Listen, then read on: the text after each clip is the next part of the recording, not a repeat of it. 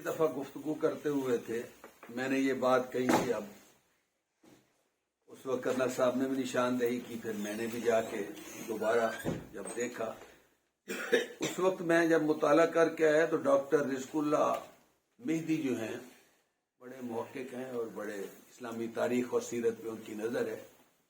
मैंने बताया था कि हज़रत इस्माइल के 12 बेटे थे, तो बड़े बेटे नाबत और केदार थे। उन्होंने लिखा था कि ये अहले हिजाज और तिहामा और नजद और फिर बाद में इराक, जितनी यहाँ नस्लें आबाद हैं, उनकी तहकीक के मुताबिक ये नाबत की औलाद है। लेकिन आज जब मैंने मजीद मुताला किया तो अक्सर मुअर्रिखीन उसको केदार की औलाद बताते हैं।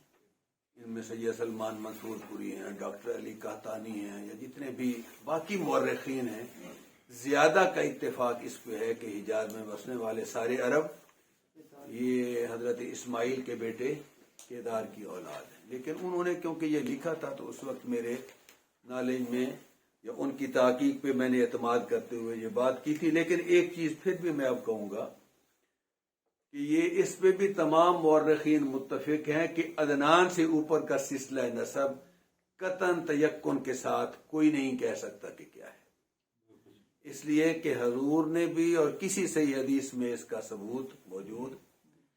यहां तक कि हमारे बाज मुहद्दिसीन और हमारे जो अकाबिर उलमा हैं वो अदनान से ऊपर हजूर का सिलसिला नसब बयान करने से मना करते हैं कि आप एक चीज बयान करें और हजूर उस नस्ल और नसब से ना हो, तो वो इसको गुनाह भी तस्वर करते हैं कि एक अंदाजे के साथ आप बयान कर रहे हैं जब हजूर ने बयान नहीं किया।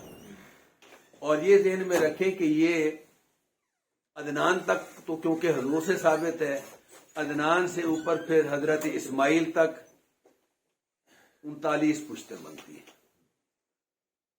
और फिर उससे ऊपर हजरत आदम अलैहिस्सलाम तक फिर 20 पुश्तें हैं। अब जो ऊपर वाले 2 सिलसिले हैं तो गोया सिलसिले नसब को 3 हिस्सों में तकसीम कर लें, एक हजूर से लेके अदनान तक, एक अदनान से लेके इस्माइल अलैहिस्सलाम तक और एक हजरत इस्माइल से हजरत आदम अलैहिस्सलाम तक। तो पहला जो अदनान तक है वो हजूर से साबित है, उसमें और बुखारी शरीफ में है, उसमें कोई शक व शुबा की गुंजाइश नहीं रह जाती, हजूर ने खुद बयान फरमाया।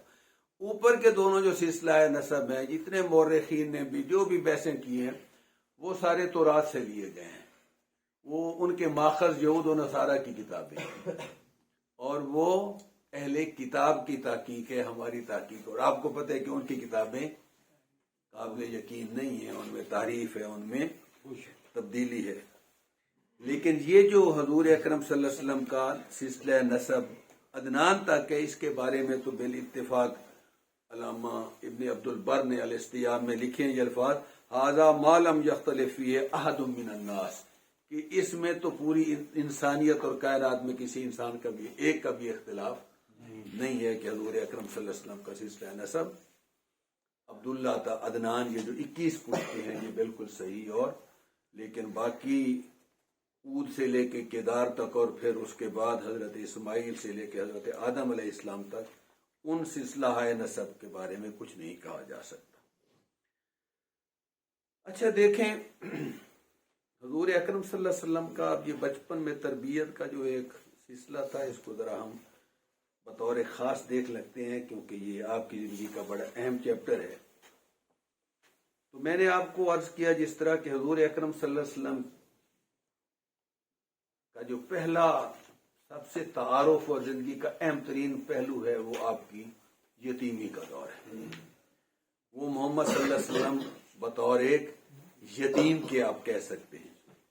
और मैंने जिस तरह अर्ज किया कि ये भी तयशुदा हमारे और इसमें कोई शक नहीं कि अल्लाह के नबी अलैहिस्सलातु वस्सलाम की यतीमी का सिलसिला आपके वालदा के बतन से ही शुरू हो गया। आप अभी दुनिया में तशरीफ नहीं लाए और दुनिया में आपके आने से पहले आप सल्लल्लाहु अलैहि वसल्लम अपने वालिद के साया से और उनकी शफकत से, तो आप अंदाजा लगाएं थोड़ा सा हम हजूर की कैफियत को अपनी कैफियत से मिलाते हुए देखते भी चले जाएं कि अल्लाह के नबी सल्लल्लाहु अलैहि वसल्लम वो हस्ती हैं कि जिन्होंने जिंदगी भर अपने बाप की जबान से ए मेरे प्यारे बेटे के अल्फाज नहीं सुन सके। آپ دن میں کتنی دفعہ اپنے بچے کو پیار کرتے ہیں؟ کتنی دفعہ 100 محبت کے ناموں سے پکارتے ہیں؟ کتنی اس کی دلداری کرتے ہوئے پیارے پیارے نام دیتے ہیں؟ لیکن میرے آقا نے اپنے باپ کی زبان سے زندگی میں ایک دفعہ بھی اے میرے ننھے منھے محمد، اے میرے بیٹے محمد، اے پیارے محمد کے الفاظ سننے سے آپ کی کانیں آشنا ہی نہیں۔ کتنے بچے ہیں کہ جو دن بھر آپ کو، ہر بندہ سوچے جو باپ ہے، ابا جان، بابا، پاپا، ابو جی، آپ دفتر سے آئیں، آپ بازار سے آئیں، آپ کہیں جا رہے ہوں، لپٹتے ہوں گے۔ میرے محمد صلی اللہ علیہ وسلم کو تو زندگی بھر ایک لمحہ بھی ایسا میسر نہیں کہ وہ اپنے باپ کو باپ بیٹا نہیں کہہ سکا اور بیٹا اپنے باپ کو پیارے ابا جان نہیں کہہ سکا، کوئی فرمائش نہیں کر سکا، کوئی مطالبہ نہیں رکھ سکا، کسی طرح بھی اظہار محبت زندگی بھر نہیں کر سکا۔ اللہ اکبر، اللہ اکبر۔ اچھا، پھر یہ ہے کہ شیر خارگی میں یعنی بالکل ہی چھوٹی عمر میں جو بندہ ہے جب بڑھتا ہے تو ماں کے ساتھ، باپ کے ساتھ بات سب سے زیادہ اٹیچمنٹ ہوتی ہے، مائیں ناز نخرے اٹھاتی ہیں، لاڈ کرتی ہیں، پیار کرتی ہیں، بچوں پہ واری واری جاتی ہیں۔ لیکن آپ کو بتایا کہ آپ 2 سال پہلے اور پھر واپس لے کے ہم چلی گئی حلیمہ سعدیہ، تو کتنے سال ان کے پاس رہے؟ 5 سال ان کے پاس رہے، اور اپنے والدہ کے ساتھ رہنے کا موقع صرف 1 سال ملا، اور وہ بھی 6 سال میں جب آپ صلی اللہ علیہ وسلم تشریف لے گئے۔ اور میں نے وہ تو مختصر آپ کو بیان کر دیا، آپ چشمے تصور سے ذرا غور کریں کہ حضور جب اپنے والد اطہر کی قبر پہ گئے ہوں گے، جب آپ تشریف لے گئے ہوں گے، تو کون اتنا بڑا قافلہ تھا؟ حضرت آمنہ تھی، ام ایمن تھی، اور آپ تھے، اور فاصلہ کتنا تھا؟ 300 میل، اور یہ طے شدہ عمر ہے کہ سواری پاس نہیں، کوئی اونٹنی، کوئی گدھا، کوئی خچر، کوئی گھوڑا، کوئی سواری آپ کے پاس موجود نہیں۔ تو 300 میل کا صحرائی سفر پیدل طے کیا، کسی سواری کے بغیر طے کیا۔ کبھی چشم تصور سے دیکھیں کیا کھانے آپ کھاتے ہوں گے راستے میں، کس پسند ناپسند کا خیال رکھا جاتا ہوگا، کیسے کپڑے آپ نے پہنے ہوئے ہوں گے، کتنے جوتے ہوں گے جو راستے میں ہوتے بھی تو ٹوٹ چکے ہوتے، کیا پاؤں میں زیب تن کیا ہوا ہوگا، کس طرح کا لباس پہنا ہوا ہوگا۔ ہم تو ویسے کہہ کے گزر جاتے ہیں نا کہ حضرت آمنہ قبر پہ لے گئیں اور آپ گئے اور وہاں وہ فوت ہو گئیں، لیکن یہ چشم تصور میں یہ بھی تو خیال کریں کہ 6 سال کے بچے نے کتنا فاصلہ طے کیا؟ 300 میل کا فاصلہ، اور سارا فاصلہ پیدل طے کیا۔ 6 سال کے بچے کو اٹھا کے گود میں چلا جا سکتا، تو کیا پیسے کی فراوانی تھی؟ وہ کھانے کھاتے گئے ہوں گے، کتنا سامان ساتھ ہوگا خورد و نوش کا، سواری تک ساتھ نہیں تھی، کہاں اٹھتے ہوں گے، کیسے بیٹھتے ہوں گے، کن پیالوں میں کیا برتن ہوں گے آپ کے پاس، کن میں آپ کے پینے کھانے کا انتظام ہوتا ہوگا۔ تو یہ ساری چیزیں بھی بہرحال میرے اور آپ کے چشم تصور میں لا کے دیکھنے کی ہیں کہ اللہ کے نبی صلی اللہ علیہ وسلم کا بچپن کتنا پر مشقت اور کتنا کٹھن اور کتنا مشکل تھا۔ اللہ اکبر۔ اور پھر اسی سفر میں جس طرح میں نے ابھی آپ کے سامنے عرض کیا کہ واپسی پہ کہ جب والدہ کا انتقال ہو گیا، تو جب والدہ بیمار ہوئی ہوں گی، جب انتہائی بیماری کی حالت میں ہوگی، تو حضرت آمنہ پہ نظر بھی تو طاری ہوا ہوگا نا، تڑپ بھی تو رہی ہوں گی نا، جان کنی کا عالم بھی تو آیا ہوگا نا، تو جس کا نہ باپ ساتھ ہے، نہ دادا ساتھ ہے، جو بھائی سے بھی محروم ہے، جو بہنوں سے بھی محروم ہے۔ صرف یتیمی کی بات نہیں ہو رہی، ماں نہیں ہے، باپ نہیں ہے، بہن نہیں ہے، بھائی نہیں ہے، کسی کو باپ دلاسا دیتا ہے، وہ سہارا بنتا ہے، کئیوں کو مائیں جو ہیں سینے سے لگاتی ہیں، کئیوں کو بھائی سنبھال لیتے ہیں، کئیوں کی بہنیں غمخواری اور دلداری کرتی ہیں، تو نہ باپ ہے، نہ ماں ہے، نہ بھائی ہے، نہ بہن ہے، والدہ پہ نزع کا عالم طاری ہے، پھر وہاں موت کی کیفیت جب ہوئی ہوگی، پھر آپ کے سامنے جب انہوں نے اپنی جان دی ہوگی، پھر قبر کی کھدائی کا مرحلہ، پھر اس قبر کے اندر دفن کرنے کا مرحلہ، پھر جس طرح میں نے عرض کیا کہ اس قبر کو چھوڑ کر جب چلے ہوں گے تو سوچتے نہیں ہوں گے کہ اب میں جا رہا ہوں، میری ماں بھی چلی گئی، باپ بھی چلا گیا، میرے کھانے کی فکر کون کرے گا، میرے لباس کی فکر کون کرے گا، میری ماں میرا بستر بناتی تھی، اب مجھے بستر بنا کے کون دے گا، میری صحت اور آرام کا خیال کون کرے گا، لوگوں کو تو پیار کرنے والے باپ ہیں، مجھ سے پیار کون کرے گا، لوگوں کو سینے سے چمٹانے والی مائیں ہیں، میں کبھی دکھی اور بیمار ہوں گا تو مجھے کون سینے سے لگائے گا۔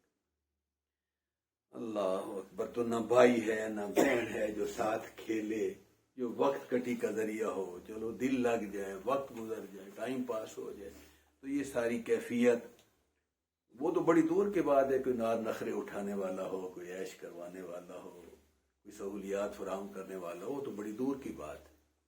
کوئی تکلیف میں زخموں پہ پنبہ رکھنے والا بھی کوئی نہیں۔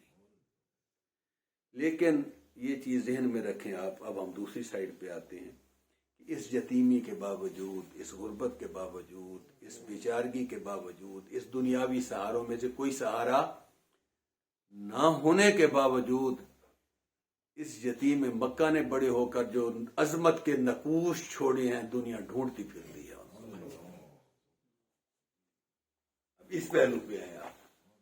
اب ان حالات میں لگتا یہ تھا کہ اس بچے کو تو نفسیاتی مریض ہونا چاہیے، تعلیم نہیں ہونی چاہیے، کچھ پتہ نہیں ہونا چاہیے، زندگی کے کرب اور ابتلا میں رہتے ہوئے اس کو حالات میں گم ہو جانا چاہیے، لیکن اس نے ایسے عظمت کے نقوش چھوڑے اور دنیا میں اپنی شان کا ایسا سکہ بٹھایا کہ اللہ نے آپ کو شروع سے ہی، حضور فرماتے اللہ نے مجھے عیش و آرام سے دور رکھا، اللہ نے مجھے فاش گوئی اور غلط زبان کے استعمال سے محفوظ رکھا، اللہ نے مجھے اسراف اور فضول خرچی سے دور رکھا۔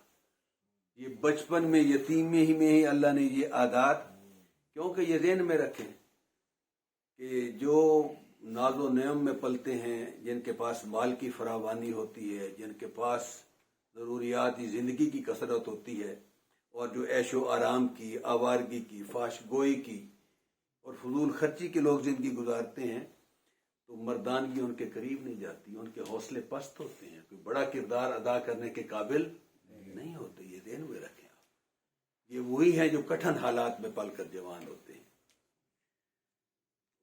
بہت خوب لکھا ہے کسی نے کہ نابغہ روزگار اور عظیم لوگ ہمیشہ مشکل دنوں، تاریک راہوں اور حالات کی سنگینیوں میں قائدانہ کردار تلاش کرتے ہیں۔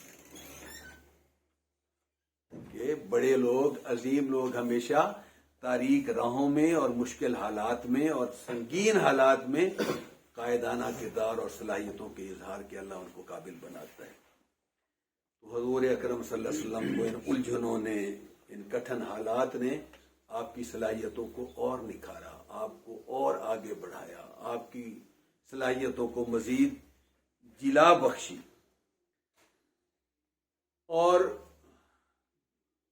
یہ ہم نہیں کہہ رہے کہ ہم تو آپ کے ماننے والے ہیں، ہم تو کلمہ گو ہیں، ہم تو اپنی جان سے بھی حضور کو پیارا، لیکن آپ کو یہ لقب اس زمانے میں عظمت کا اور شان کی بلندی کا سب سے بڑا جو ملا، کس نے دیا اور کیا دیا؟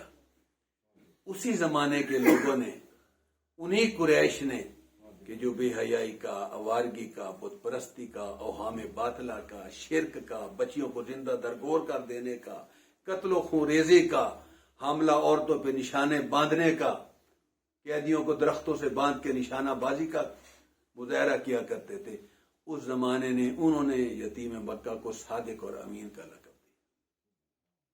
کیا لقب دیا؟ اور صادق اور امین کا لقب صدقے میں نہیں دیا، خیرات میں نہیں دیا، کسی احسان کے بدلے میں نہیں دیا۔ سمجھ آ گئی؟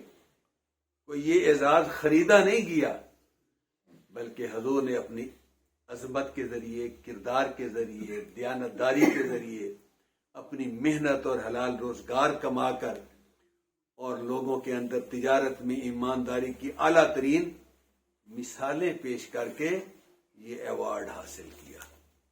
بدترین دشمن بھی آپ کو سب کچھ تو کہتے تھے لیکن آپ کو جھوٹا نہ کہہ سکے، آپ کو بد دیانت نہ کہہ سکے. اور عربی میں کہتے ہیں کہ والفضل ما شہدت بہ الاعداء، کہ خوبی کسی کی وہ ہوتی ہے کہ اپنے نہ اٹھائے پھرے. کردار کی خوبی وہ ہے کہ جس کی دشمن بھی گواہی دینے پر. تو حضور کی کردار کی گواہی کون دے رہا ہے؟ ابو لہب دے رہا ہے، عتبہ اور عتیبہ اور شیبہ دے رہے ہیں، ابو جہل دے رہا ہے تنہائیوں میں کہ آپ صادق اور امین ہیں. تو میں عرض یہ کرنا چاہتا ہوں کہ اللہ کے نبی صلی اللہ علیہ وسلم کی پاکیزہ سیرت، آپ کی محنت، آپ کی دیانت، آپ کی عظمت، آپ کی تجارت، آپ کی محنت، آپ کی لگن، یہ وہ خوبیاں تھیں جس کی وجہ سے اس معاشرے میں جو انسانی معاشرہ کہلانے کے قابل بھی نہیں تھا، اس نے حضور اکرم صلی اللہ علیہ وسلم کو. اور یہ دیکھیں حضرت خدیجہ اس دور کی متمول ترین خاتون تھی، انتہائی مالدار. اچھا، یہاں سے ہمیں یہ بھی پتہ چلتا ہے کہ اس زمانے میں خواتین بھی اپنے کاروبار، اپنے بزنس، اپنی پراپرٹی کی مالک ہوتی. تو خدیجہ الکبریٰ بہت مالدار، بہت بڑی تاجرہ، سیٹھ کہہ لیں آپ. قافلے ان کا سامان تجارت لے کے یمن اور شام جایا کرتے تھے. تو حضرت خدیجہ نے، جن کی نظروں میں کوئی بھی نہ جچا، میں آپ کی کردار کی گواہی کے طور پہ پیش کر رہا ہوں اس بات کو، کہ حضور کو پیغام شادی کا کیوں بھیجا؟ حضور بادشاہ تھے، آپ کے پاس کوئی وزارت تھی، آپ کے پاس کوئی عہدہ اور منصب تھا، بہت بڑے مالدار تھے. اللہ کے نبی نہ بادشاہ تھے، نہ وزیر تھے، نہ کوئی بہت بڑے تاجر تھے، نہ آپ صلی اللہ علیہ وسلم بہت مالدار تھے.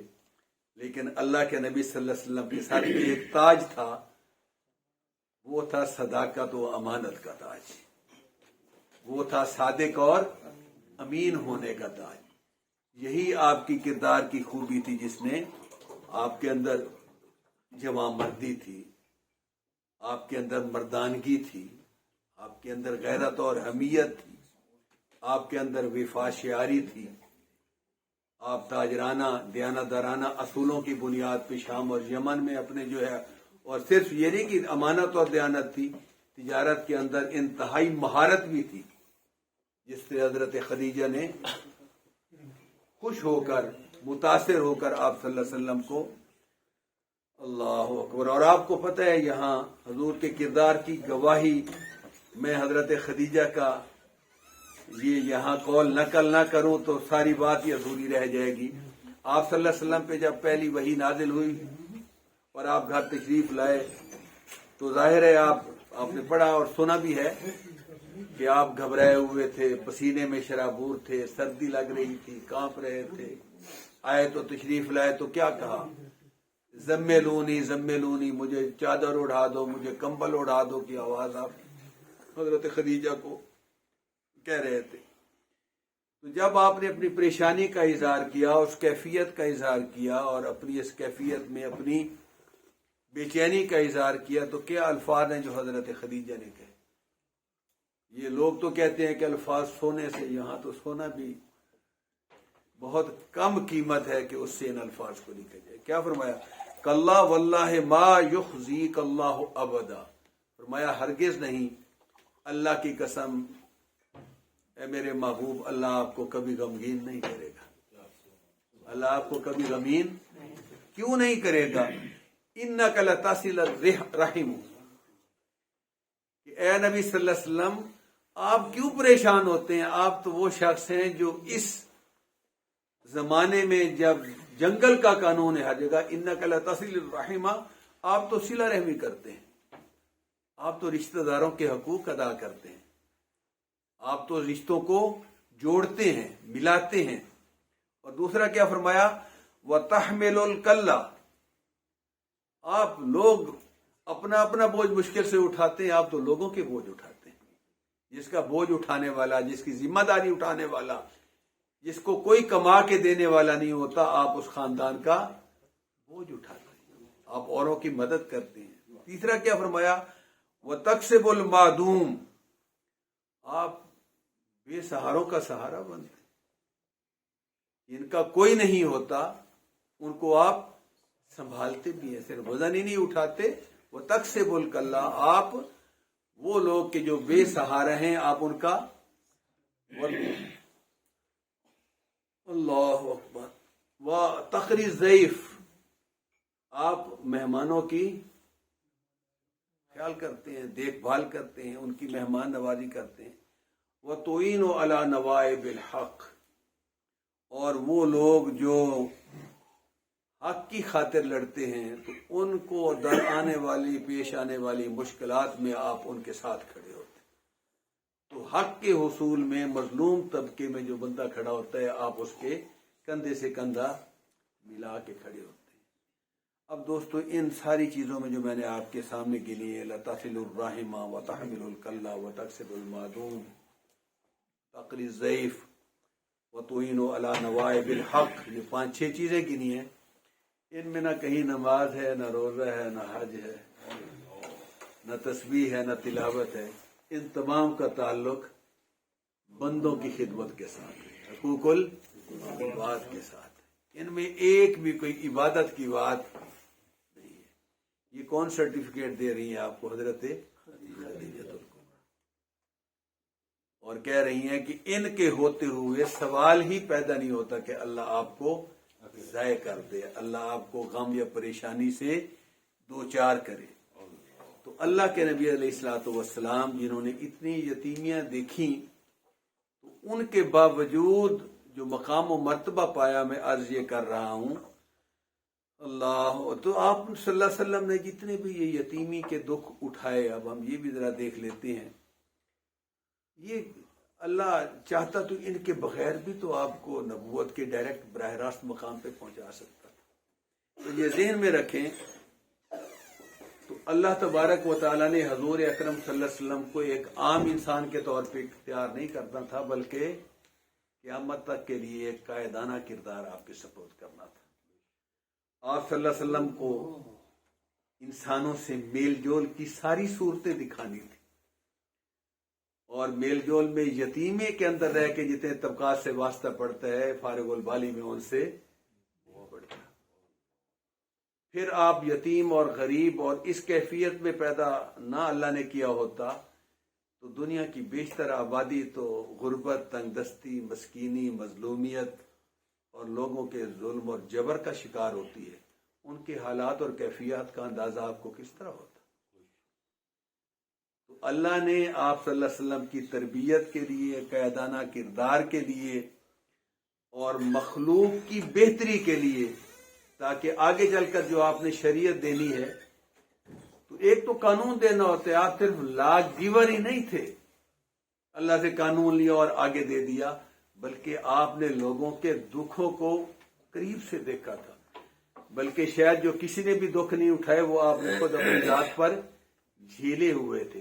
तो जिस दर्द मंदी के साथ आपने दीन को लोगों तक पहुंचाया और लोगों के मसाइल को समझ के उनकी खैर खाई की, वो इसके बगैर नामुमकिन थी। अल्लाह।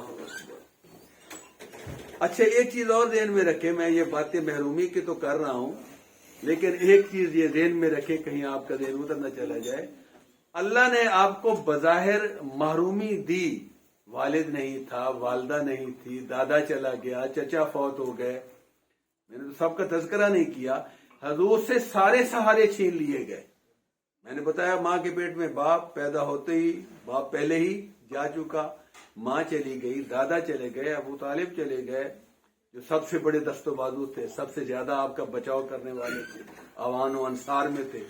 फिर सबसे ज्यादा तसल्ली और माल लुटाने वाली और साथ देने वाली रफीका हयात भी दुनिया से सारे सहारे अल्लाह ने ले लिए। लेकिन क्या अल्लाह ने आपको बेसहारा छोड़ दिया? अल्लाह ने सब सहारे लेके खुद सहारा बन गया। ये ध्यान में रखें कि अल्लाह ने हजूर अकरम सल्लल्लाहु अलैहि वसल्लम को लोगों के रहमो करम पर नहीं छोड़ा। अब यहाँ एक चीज ये भी तो है ना, बज़ाहिर हम ये कल छिन जाना कह रहे हैं, लेकिन एक बच्चा अगर सब मौजूद है تو وہ ماں کے رحم و کرم کے، باپ کے رحم و کرم پہ، دادے کے، معاشرے کے، لوگوں کے، حالات کے، اللہ نے تمام سے جان چھڑا کے اللہ نے اپنے ساتھ لگا لیا کہ میں براہ راست اب تیری تربیت کروں گا۔ اب جو تو نے ماں سے بات کرنی ہوگی اپنے رب سے بات کیا کر، جو باپ سے بات کرنی ہوگی براہ راست اپنے رب سے بات کیا کر۔ اب تو بالکل براہ راست میرے ذمے ہے۔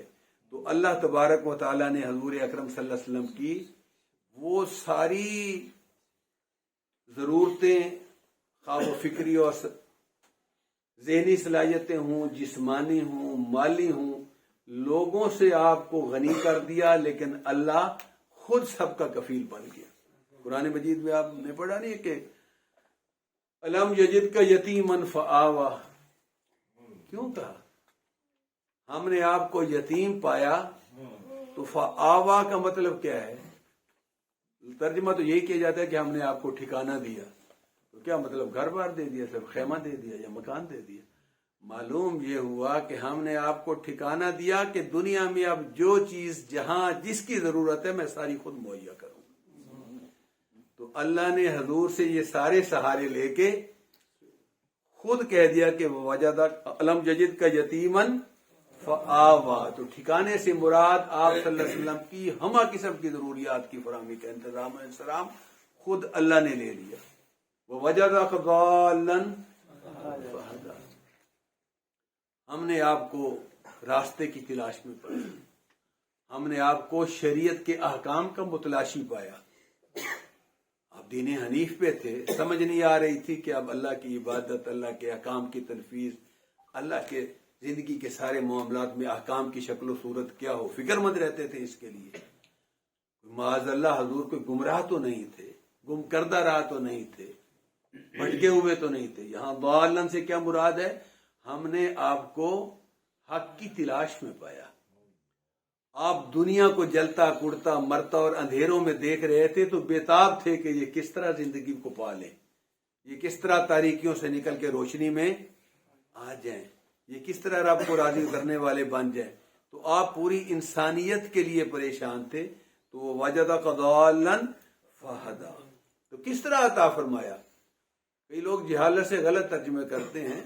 تو اللہ نے حضور کی اس پریشانی کو دور کرتے ہوئے میرے نبی کو نور نبوت عطا فرمایا، کمال نبوت عطا فرمایا، ختم نبوت عطا فرمائی، اپنے احکام کا آخری ایڈیشن قرآن مجید عطا فرمایا، یہ مجدہ جاں فضا سنایا کہ الیوم اکملت لکم دینکم واتممت علیکم نعمتی ورضیت لکم الاسلام دینا۔ تو میں عرض یہ کرنا چاہ رہا ہوں کہ اس یتیمی میں بظاہر آپ کو یتیم پر کے آپ کے سارے معاملات اللہ نے کس کے ہاتھ میں دے دیے؟ اپنے ہاتھ میں دے دیے، اور ان ساری کمیوں کو پورا کر دیا۔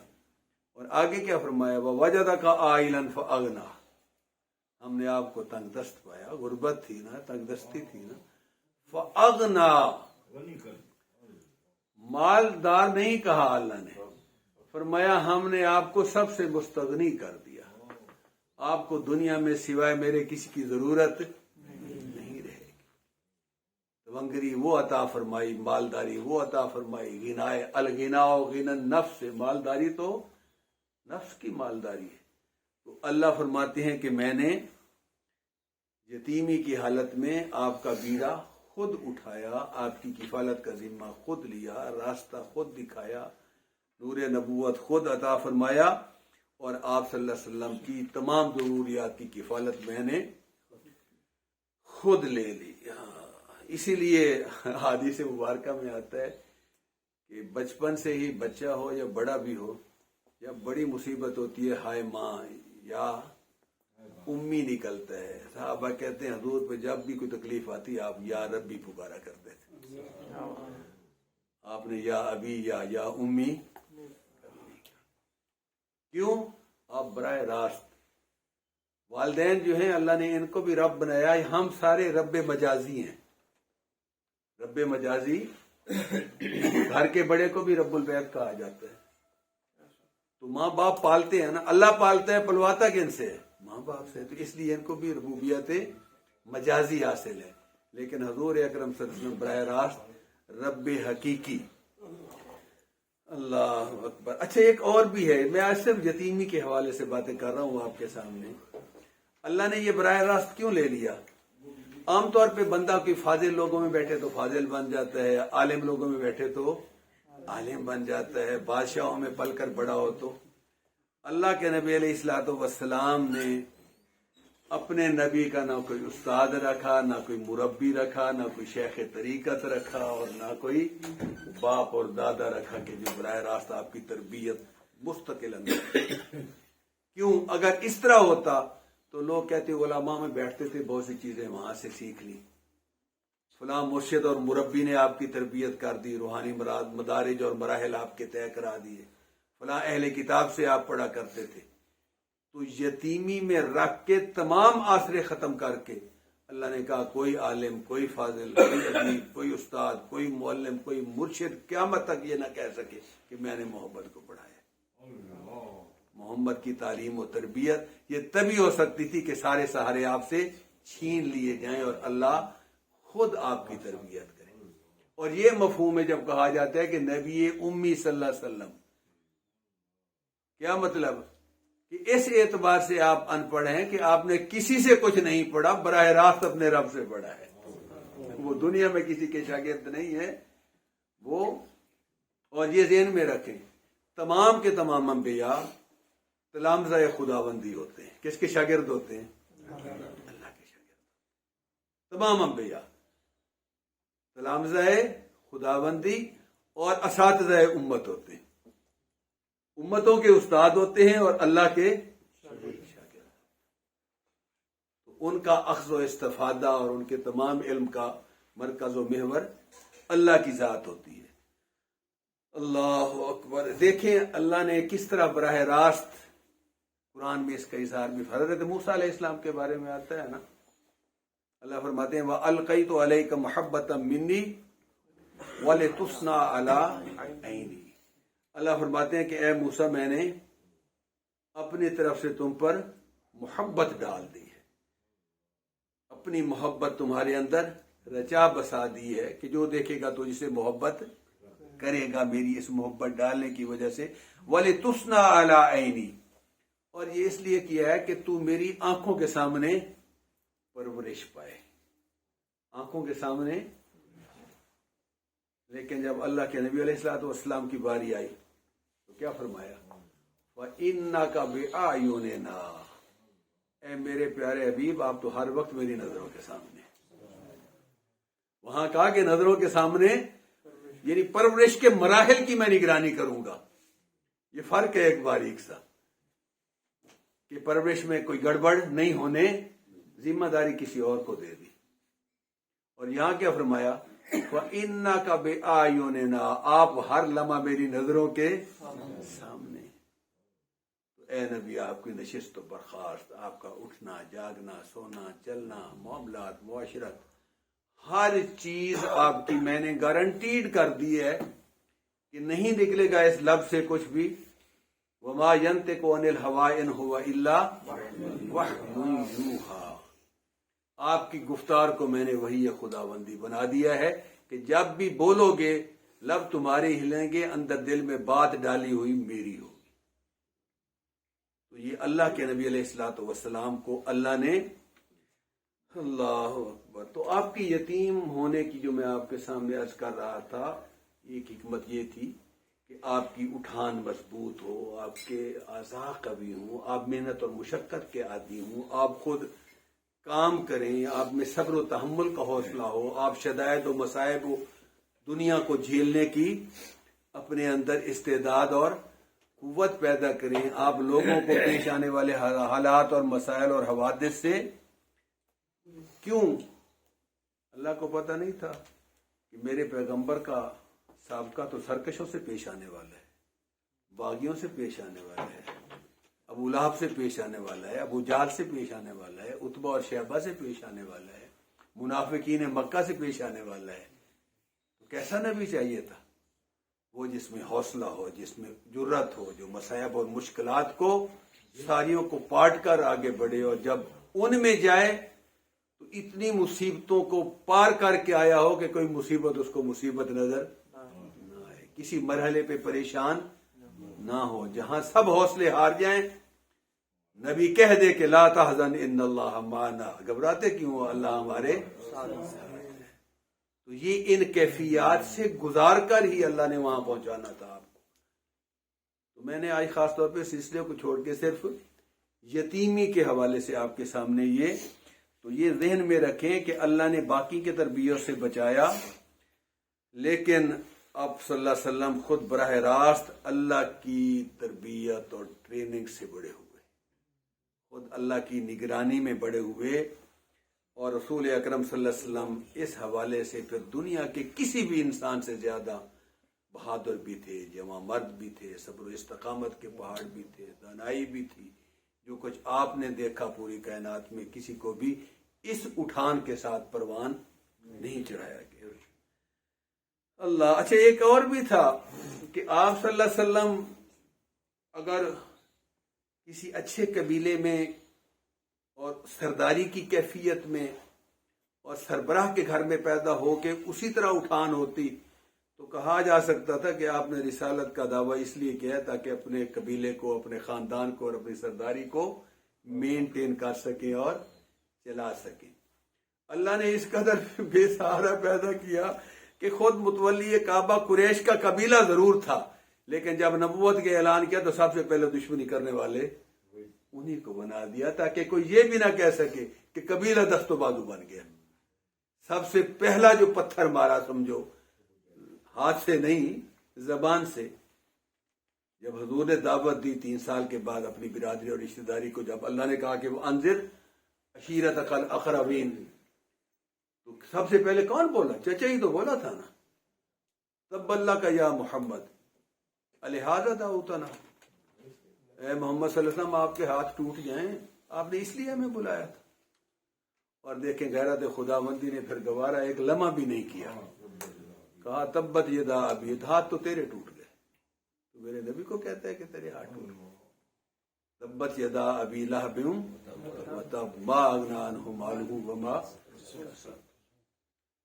تو اللہ تبارک و تعالی نے اس تمام حکمتوں کو سامنے رکھتے ہوئے اپنے نبی صلی اللہ علیہ وسلم کو بھوک سے، پیاس سے، حالات سے، کٹن اور مشکل حالات سے گزارا۔ اور آپ صلی اللہ علیہ وسلم جس ماحول میں پیدا ہوئے اس کا تذکرہ بھی کرنا ضروری ہے۔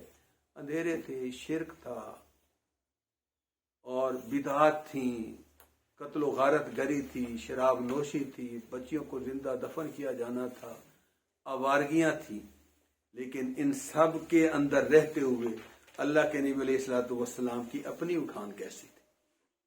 اسی معاشرے میں رہتے ہوئے آپ صلی اللہ علیہ وسلم ان میں سے کسی کے قریب بھی نہیں۔ اللہ کے نبی علیہ الصلوۃ والسلام کو اللہ نے ان تمام چیزوں سے، جوانی کے اندر بھی آپ انہی کے اندر بھی جوانی گزری، نوجوانی گزری، جوانی گزری، اور آپ کو صلی اللہ علیہ وسلم نے اسی چیز کو تو نبوت کے ثبوت کے طور پہ پیش کیا کہ لوگوں باقی ساری باتوں کو چھوڑو، وہی خداوندی کو چھوڑو، میری بات کو چھوڑو۔ وَقَدْ لَبِثْتُ فِيكُمْ عُمْرًا مِّن قَبْلِهِ أَفَلَا تَعْقِلُونَ، میں نے تو زندگی کی 40 بہاریں تمہارے ساتھ بتائی ہیں، عقل کے اندھے ہو، میرے کردار میں کوئی جھول تو دکھاؤ نا، کہیں تو انگلی اٹھا کے دکھاؤ۔ تو میرا یہ بے داغ ماضی اس چیز کی گواہی نہیں دیتا کہ میں اللہ کا سچا نبی ہوں۔ وحی اور الہام اور اللہ کے احکام اور جبرائیل امین کے احکام یہ تو بعد کی بات ہے۔ تو آپ نے سب سے پہلے اپنی زندگی کو فقط لبثت فیکم عمرا من قبل، میں نے تو ایک 40 سال، میری کول عمر حضور کی کتنی 63 سال تھی، تو 40 سال قبل نبوت کی، 23 سال صرف نبوت کی۔ اللہ اکبر۔ تو اس لیے حضور اکرم صلی اللہ علیہ وسلم فرماتے ہیں کہ لوگوں ادبنی ربی فاحسن تادیبی، لوگ حیران ہوتے ہیں کہ محمد اس سرزمین پہ ان حالات میں ایسا کیسے بن گیا، تو آپ فرماتے ہیں کہ ادبنی ربی فاحسن تادیبی، لوگوں مجھے میرے رب نے ادب سکھایا، مجھے میرے رب نے ادب سکھایا، فاحسن تادیبی، اور میرے رب نے میری نہایت ہی عمدہ تربیت فرمائی۔ تو آپ صلی اللہ علیہ وسلم براہ راست اللہ کی نگرانی میں تھے، وہ بچپن ہو، لڑکپن ہو، آپ کی جوانی ہو۔ جوانی میں نے جس طرح پہلے بھی بتایا، کوئی عیش و آرام نہیں، کوئی اسراف نہیں، کوئی فضول خرچی نہیں، محنت و مشقت کو شعار بنایا۔ آپ صلی اللہ علیہ وسلم نے 13 سال کی عمر میں حضرت اپنا ابو طالب کے ساتھ جو ہے آپ نے شام کا سفر کیا. 13 سال کی کیا عمر ہوتی ہے، لیکن اس عمر میں بھی ماہرانہ تجارت کر کے دکھائی. چچا اس کے قائل ہوئے، جو 7 تاجر گئے سب حیران تھے. وجہ کیا تھی کہ 13 سال سے پہلے ہی بن چکے تھے. بہت سی مصیبتیں اور بہت سی مشقتیں. آپ صلی اللہ علیہ وسلم نے 12 سال کی عمر میں چند کی رات پہ، چند سکوں پہ، یہ میرے اور آپ کے بڑے سوچنے کی بات ہے، کیا کیا ہوا ہے؟ بکریاں چرائی ہوئی. چند روپے کی آپ نے مزدوری کی ہوئی ہے، یوں کہہ لینا آپ. اور مزدوری بھی کون سی؟ بکریاں بھی شہروں میں چرائی جاتی ہیں، بند کمروں میں چرائی جاتی ہیں، جنگلوں میں، صحراؤں میں، پہاڑوں میں، وادیوں میں.